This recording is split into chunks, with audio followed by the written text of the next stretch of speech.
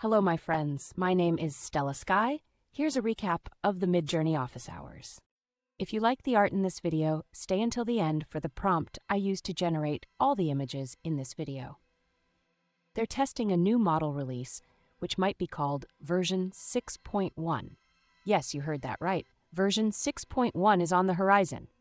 And that's not all. There will be a follow-up release that David thinks will be called version 6.2.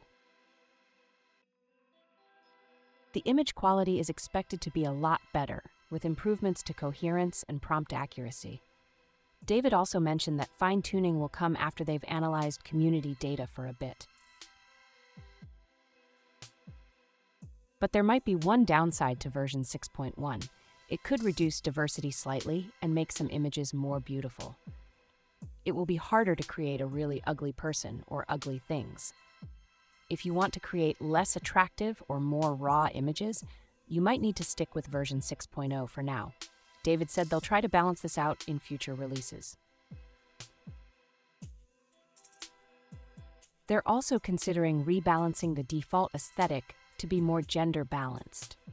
Currently, Midjourney's images are about 80% male, so they're working on tipping the scales in the other direction. You might even be able to set your demographic profile to customize this.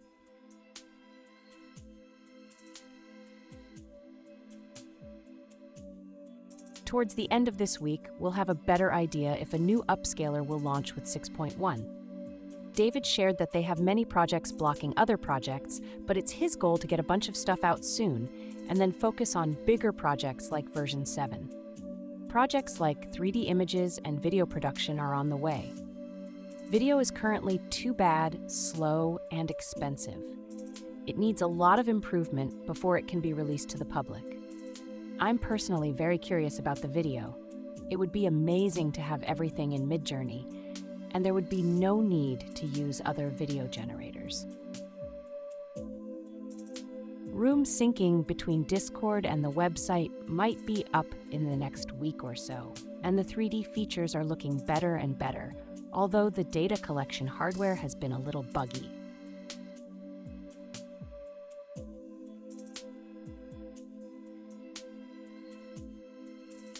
A new version of personalization will be released soon. It is hard to improve because it is different for every person. David was surprised that not many people used the new personalization feature. Let me know in the comments if you use it in your prompts. I'd love to hear from you. What features would you like to see in future updates? Drop your ideas in the comments below. If you like the art in this video, here's a prompt from me. Futuristic, female android, big robot, alien from Mars, fantasy creature, cute monster with chrome colors, fluorescent colors in the background, stop 95, sref random.